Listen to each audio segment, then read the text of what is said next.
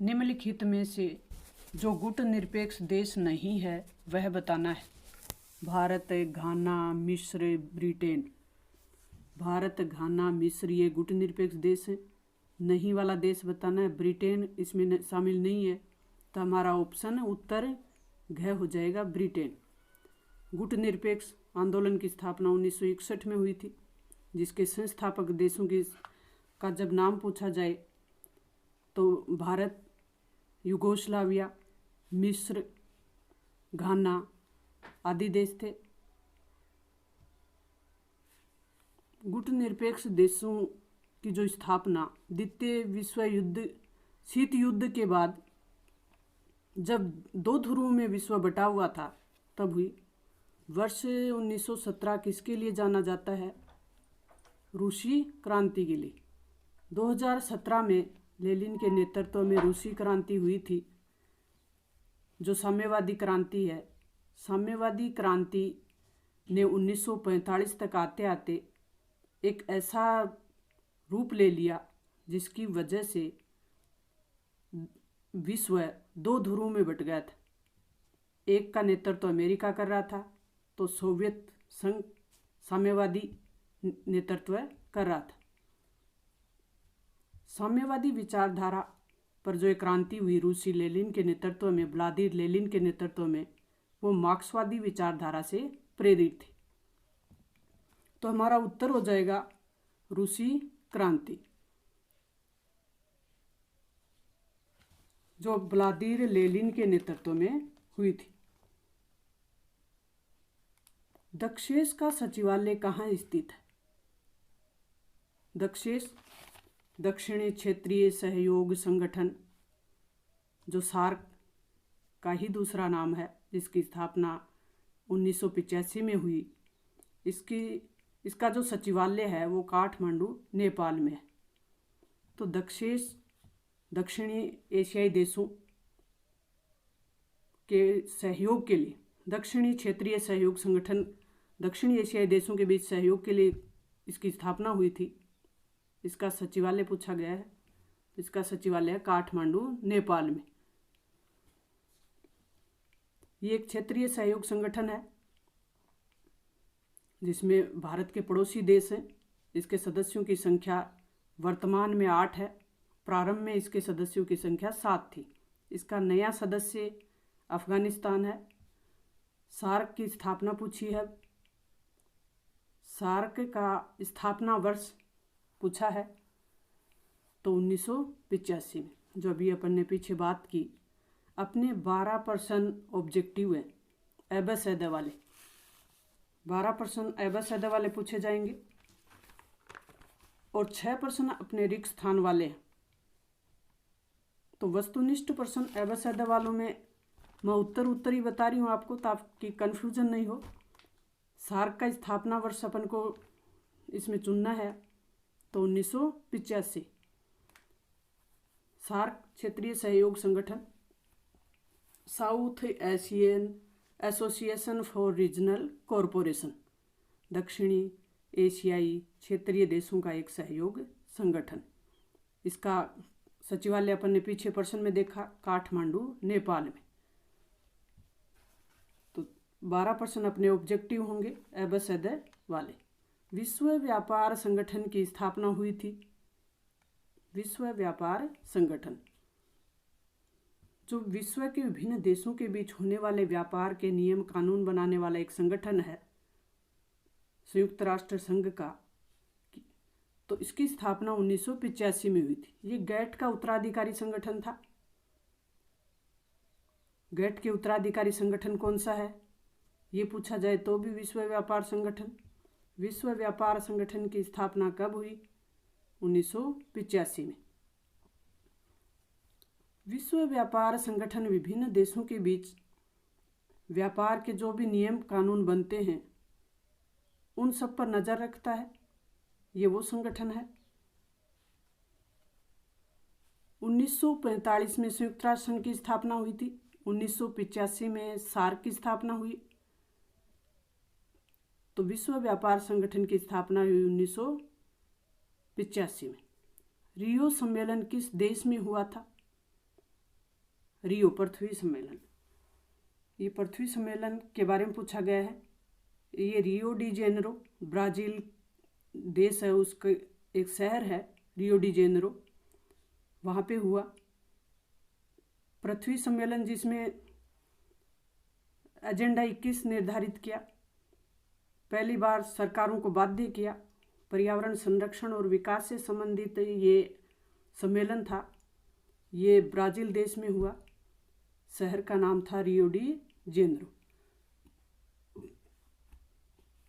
तो प्रश्न ये भी पूछा जा सकता है कि रियो सम्मेलन किससे संबंधित है? पर्यावरण और विकास से संबंधित। ये पहला पृथ्वी सम्मेलन था जो 1992 में हुआ था। तो रियो सम्मेलन का देश पूछा है ब्राज़ील। हमारे 12 प्रश्न वस्तुनिष्ठ होंगे। भारत स्वतंत्र हुआ था 15 अगस्त 1947 को। 12 प्रश्न अवसद वाले आएंगे परीक्षा में, 6 प्रश्न रिक्त स्थान वाले आएंगे, फिर 12 प्रश्न लघुत्तरात्मक आएंगे, 4 प्रश्न अपने दीर्घ उत्तरीय होंगे और 3 प्रश्न हमारे निबंधात्मक होंगे। कई बच्चों को पता नहीं होता दीर्घ उत्तरीय प्रश्न कौन से होते हैं। जो 3 नंबर का लिखना होगा हमें, वो प्रश्न दीर्घ उत्तरीय होते हैं। और निबंधात्मक का सबको पता ही है, ये 4 नंबर के होंगे। तो 12 प्रश्न लघुत्तरात्मक, 4 नंबर दीर्घ उत्तरीय और 3 प्रश्न निबंधात्मक होंगे। निबंधात्मक प्रश्नों में थोड़ा ज़्यादा लिखना होता है। पॉइंट लिखें, उसके नीचे विस्तार करें। जो बच्चे आज तक नहीं पढ़ पाए हैं वो भी तैयारी में लग जाएं, घबराएं नहीं। जूनागढ़ रियासत हिस्सा थी गुजरात का। जूनागढ़ राजस्थान के भारत के पश्चिम में गुजरात राज्य की एक रियासत थी।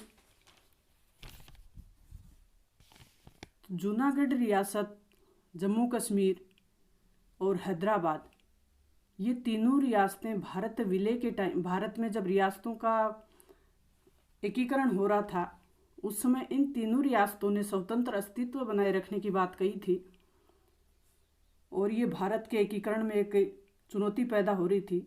उस समय जूनागढ़ को जनमत संग्रह द्वारा शामिल कर लिया गया, हैदराबाद को सैनिक कार्रवाई द्वारा शामिल किया गया और जम्मू कश्मीर को सहमति पत्र, विलय पत्र द्वारा भारत में शामिल किया। द्वितीय आम चुनाव हुए थे। दूसरे आम चुनाव का पूछा गया है। पहला आम चुनाव हमारा 1950 में हुआ था। 1950 में निर्वाचन आयोग की स्थापना हुई। 1952 में 2 साल बाद निर्वाचन आयोग को अपनी तैयारी करने में 2 साल का टाइम लग गया और 1952 में प्रथम आम चुनाव करवाए गए। उसके बाद से 5-5 साल जोड़ लें अपन 67 तक, तो दूसरे आम चुनाव 1952 + 5 = 57 1957 में हुए। अगर तीसरे आम चुनाव पूछे जाएं तो 57 में फिर 5 जोड़ लें, 62 हो जाएगा। तो ऐसे आप कर लें। जो बच्चे नहीं पढ़ पाए वो भी तैयारी में लग जाएं। अभी जो टाइम अपन को मिला है उसमें अपनी जमकर तैयारी करें, घबराएं नहीं, लगे रहें, बार बार वीडियो को देखें। हिंदू मुस्लिम एकता के प्रतिपादक कौन थे? हिंदू मुस्लिम एकता के प्रतिपादक, इसमें पंडित जवाहरलाल नेहरू जो भारत के प्रथम प्रधानमंत्री थे, महात्मा गांधी जिन्हें हम सब जानते हैं राष्ट्रपिता, डॉक्टर भीमराव अंबेडकर संविधान निर्माता जिन्हें हम सबको पता है। तो हिंदू मुस्लिम एकता के प्रतिपादक पूछा गया है मौलाना अब्दुल कलाम आज़ाद। मौलाना अब्दुल कलाम आज़ाद उस समय हिंदू मुस्लिम एकता के कार्य में लगे हुए थे। ये अपना पहले पाठ से है, स्वतंत्र भारत के समक्ष चुनौती वाले। हिंदू मुस्लिम एकता के प्रतिपादक मौलाना अब्दुल कलाम आज़ाद। जो बच्चे नए हैं वो चैनल को लाइक शेयर सब्सक्राइब कर दें। ये चौथा मॉडल पेपर है। 3 मॉडल पेपर डाले जा चुके हैं जो सेल्फ रेगुलेशन से संबंधित हैं। इन पेपरों को आप बार बार हल करें। आपको कहीं भी दिक्कत आ रही है, जैसा भी आपको लग रहा है, तो आप कमेंट बॉक्स में लिखें। भारतीय सांख्यिकी संस्थान की स्थापना हुई थी 1971 में। भारतीय सांख्यिकी संस्थान, ये अपने नियोजन वाले पाठ से है। जैसे 1944 ये मुंबई प्लान से संबंधित है। 1950 में निर्वाचन आयोग की स्थापना हुई थी। 1970 ये दुग्ध क्रांति से संबंधित है। तो भारतीय सांख्यिकी संस्थान की स्थापना पूछी गई है 1931 में। चिपको आंदोलन प्रारंभ हुआ था 1973 में। चिपको आंदोलन जो उत्तराखंड में शुरू हुआ, पर्यावरण संरक्षण आंदोलन था। पर्यावरण बचाने के लिए आंदोलन हो रहा था। ये आंदोलन उस समय हो रहा था जब पेड़ों की कटाई के लिए किसी विदेशी कंपनी को टेंडर दे दिया गया, तो लोगों ने पेड़ों को चिपक कर पेड़ों को बचाने का प्रयास किया। उसी के नाम के आधार पर इसको चिपको आंदोलन नाम दिया गया है। तो ये पर्यावरण संरक्षण आंदोलन है, पर्यावरण को बचाने के लिए हुआ था। 1973 में हुआ। तो साधारण शब्दों में आप याद कर लें, पेड़ों को बचाने के लिए हुआ था। चिपको आंदोलन हुआ कहाँ? उत्तराखंड। उत्तराखंड जो 2000 में उत्तर प्रदेश से अलग हुआ, वही प्रदेश है उत्तराखंड। यूगोस्लाविया के राष्ट्रपति, अपने को खालिस्तान बनना है। अभी मैंने बताया कि 6 प्रश्न ऐसे होंगे जो रिक्त स्थान वाले होंगे, वो रिक्त स्थान भरना है अपन को। यूगोस्लाविया के राष्ट्रपति ने गुटनिरपेक्ष आंदोलन का समर्थन किया। तो यूगोस्लाविया के कौन से राष्ट्रपति थे जिन्होंने गुटनिरपेक्ष आंदोलन का समर्थन किया था? Marshal Tito. पश्चिमी देशों में और के क्षेत्र में क्रांति हो रही थी। पश्चिमी देशों उस समय अमेरिका में सूचना और प्रौद्योगिकी क्षेत्र में क्रांति हो रही थी। ये मैं आपको बता देती हूँ, लेकिन आपको कमेंट बॉक्स में देना है ताकि मुझे पता चले कि वास्तव में मेरे पढ़ाने से, मेरे इस पेपर के हल करने से बच्चों को फ़ायदा हुआ और बच्चे वास्तव में सुन रहे हैं, सीख रहे हैं। तो कमेंट बॉक्स में लिखेंगे तभी मुझे पता चलेगा कि वास्तव में मेरी मेहनत रंग ला रही है। तो एक बार और बता दूं, पश्चिमी देशों में सूचना और प्रौद्योगिकी के क्षेत्र में क्रांति हो रही थी। अंतर्राष्ट्रीय संगठन यूएनओ युद्ध और शांति के मामलों में मदद करते हैं। अंतर्राष्ट्रीय संगठन यूएनओ,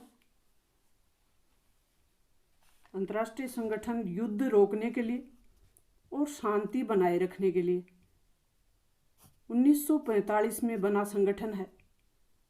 संयुक्त राष्ट्र संगठन 24 अक्टूबर 1945 को इसकी स्थापना हुई। तो संयुक्त राष्ट्र दिवस 24 अक्टूबर को मनाया जाता है। पूछ लिया जाए यूएनओ की स्थापना कब हुई, तो 1945 में। एक और प्रश्न आपके लिए है, विश्व के दक्षिणी हिस्से में औद्योगिक विकास की मांग ज़्यादा प्रबल थी। जब विश्व में पर्यावरण संरक्षण की बात हो रही थी, कार्बन उत्सर्जन को घटाने की बात हो रही थी, उस समय दक्षिणी हिस्से में, यानी विश्व 2 भागों में बटा हुआ था, उत्तरी और दक्षिणी। दक्षिणी ध्रुव के देश यानी विकासशील और अल्प विकसित देश, और उत्तरी ध्रुव के देश विकसित देश। विकसित देश जब ये कह रहे थे कि विकासशील देशों को भी कार्बन उत्सर्जन घटाना चाहिए, तब ये विकास की मांग कर रहे थे। 1990 के दशक में ओबीसी जातियों के राजनीतिक संगठनों का भी उभार हुआ। 1990 का दशक, 1990 का दशक जब ओबीसी वर्ग यानी समाज के एक मध्यम वर्ग का उदय हुआ, मंडल आयोग की सिफारिश से। मंडल आयोग का गठन हुआ 1978 में और वो मंडल आयोग पारित हुआ, अधिनियम पारित हुआ 1989 में।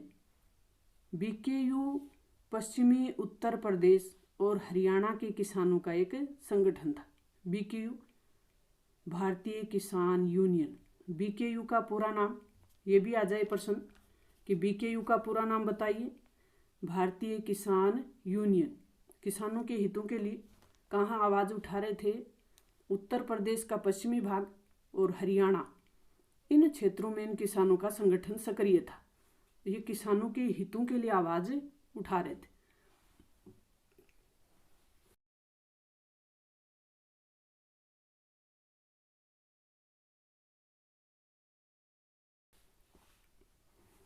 अब हमें लघुत्रात्मक प्रश्न करने हैं। एक शब्द में उत्तर देना है या एक लाइन में, एक पंक्ति में दे। मार्शल योजना क्या थी? पश्चिमी यूरोप के देशों का आर्थिक पुनर्निर्माण करने के लिए अमेरिका द्वारा शुरू की गई योजना थी। शीत युद्ध से क्या तात्पर्य है? ये एक वैचारिक युद्ध था, न कि प्रत्यक्ष युद्ध। 1917 की रूसी क्रांति क्यों हुई? क्योंकि मजदूर और किसानों की दयनीय स्थिति थी और शासकों का अत्याचार बढ़ता जा रहा था। तो ये प्रश्न हमें एक पंक्ति में देने हैं। कुछ प्रश्न ऐसे भी होते हैं जिनका एक शब्द भी उत्तर होता है। दूसरी दुनिया के पतन का कारण लिखना है। दूसरी दुनिया यानी सोवियत संघ। पहली दुनिया अमेरिका के ग्रुप वाले देशों को कहा गया। दूसरी दुनिया सोवियत संघ के नेतृत्व वाले जो भी देश थे उनको कहा गया। तो दूसरी दुनिया के पतन का कारण सोवियत संघ का विघटन, राष्ट्रपति गोर्बाचोव की जो सुधारवादी नीतियां थी वो थी। मानव अधिकार 6 प्रकार के होते हैं। साझी संपदा, पूरे समुदाय का अधिकार वाली संपदा। सन 2000 में किन राज्यों का गठन हुआ था? छत्तीसगढ़, उत्तराखंड, झारखंड। नीति आयोग का गठन कब किया गया? 1 जनवरी 2015 को। केरल मॉडल क्या है? केरल का विकास किया गया, वो उस मॉडल का नाम केरल है। दल आधारित यानी किसी पार्टी के हित के लिए या उसके नेतृत्व में चलाए जाते हैं। चिपको आंदोलन के प्रेरणता कौन थे? सुंदरलाल बहुगुणा। ये चिपको आंदोलन वही उत्तराखंड वाला जो पर्यावरण संरक्षण के लिए हुआ था, पर्यावरण पेड़ों को बचाने के लिए 1973 में सुंदरलाल बहुगुणा के नेतृत्व में। चिपको आंदोलन के प्रेरणता पूछा गया है सुंदरलाल बहुगुणा। जब कोई राजनीतिक नेता दल बदल क्या है? जब कोई राजनेता चुनाव जीतने के बाद अपने स्वार्थ के लिए दूसरी पार्टी में चला जाए। आया राम गया राम। शीत युद्ध के प्रमुख कारणों का उल्लेख करना है। एक वैचारिक मतभेद पश्चिमी और पूर्वी देशों के बीच अविश्वास वाला था।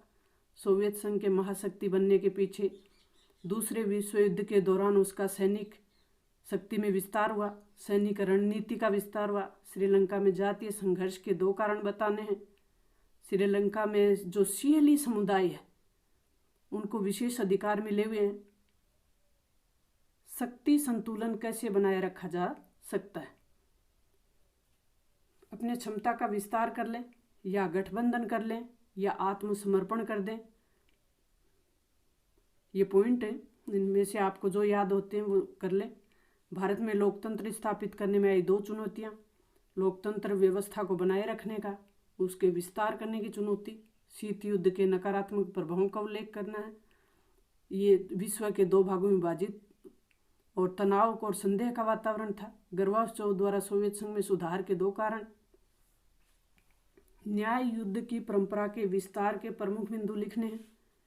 न्याय युद्ध जो युद्ध में सही आचरण को महत्व देता है, नैतिक मापदंडों का प्रयोग होना चाहिए। खाद्यान्न संकट के परिणाम का उल्लेख करना है। खाद्यान्न संकट के कारण भारत विदेशी सहायता पर निर्भर हो गया था। मुद्रा अवमूल्यन करना पड़ा, इन्हें मुद्रा का मूल्य घटाना पड़ा। दल बदल के प्रमुख स्थितियों को दूसरे दल में शामिल हो जाना, अपनी पार्टी की नीतियों के विरुद्ध काम करे तो इसे भी दल बदल कहते हैं।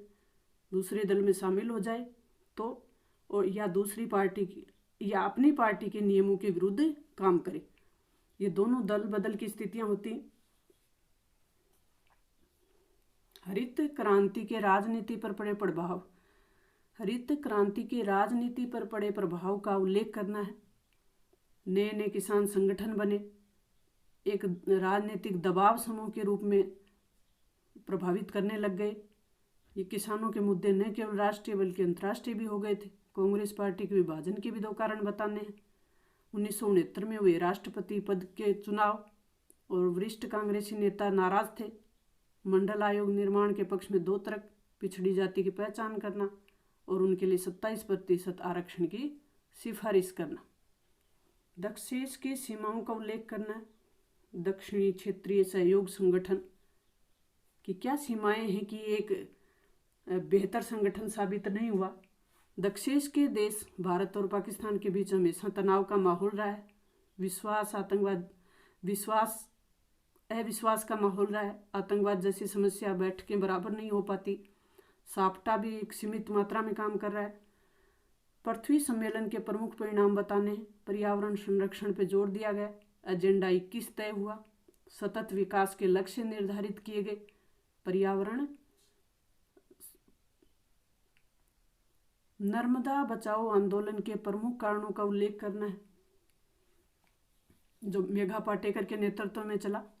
नर्मदा परियोजना के क्षेत्र में आने वाले लोगों के विस्थापन और पुनर्वास से संबंधित मुद्दे। सर्वोच्च न्यायालय के निर्देशों की सरकारों ने अवहेलना की, ये कारण थे इसके। भारतीय राजनीति में क्षेत्रीय दलों के बढ़ते प्रभाव का वर्णन करना है। क्षेत्रीय पार्टियों में लोकप्रियता हासिल कर राष्ट्रीय पार्टियों के सामने चुनौती पेश कर दी और राष्ट्रीय पार्टियां अकेले सत्ता नहीं पा रही थी, अकेले बहुमत में नहीं आ पा रही थी, इसलिए गठबंधन स्वीकार करना पड़ा। अमेरिकी प्रभुत्व राष्ट्र संघ की कार्य प्रणाली पर प्रश्न चिन्ह खड़े करता है। कैसे स्पष्ट करें? अमेरिकी प्रभुत्व यानी अमेरिका की ताकत है, वो संयुक्त राष्ट्र संघ को काम नहीं करने दे रही। अमेरिका के पास वीटो पावर है, सबको पता है। आर्थिक ताकत भी है। यूएनओ की जो अधिकांश संस्थाएं हैं वो अमेरिका में ही हैं, उनका मुख्यालय अमेरिका में है। IMF और विश्व बैंक जैसी बड़ी संस्थाएं, वित्तीय संस्थाएं अमेरिका के ही नियंत्रण में हैं। इसलिए अमेरिका संयुक्त राष्ट्र संघ के सामने हमेशा प्रश्न चिन्ह खड़ा करता है और ये अमेरिका का प्रभुत्व हमेशा संयुक्त राष्ट्र संघ की कार्यप्रणाली को प्रभावित भी करता है।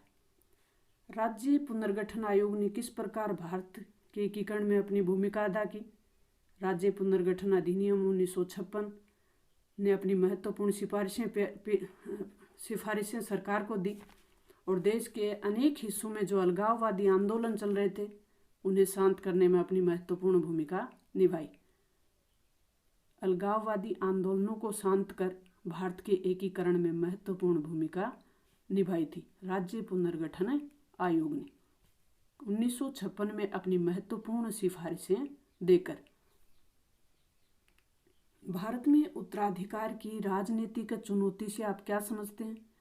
उपयुक्त उदाहरणों के माध्यम से समझाएं। 1964 में उत्तराधिकार वाला है, कांग्रेस पार्टी के पुनरुत्थान वाला पाठ है अपना। 1964 में नेहरू जी की मृत्यु के बाद पहली चुनौती कांग्रेस पार्टी के सामने पैदा हुई और उस समय अध्यक्ष कामराज सांसदों से परामर्श कर लाल बहादुर शास्त्री को प्रधानमंत्री बनाते हैं। दूसरा, जब लाल बहादुर शास्त्री का निधन हो जाता है तो वरिष्ठ नेताओं ने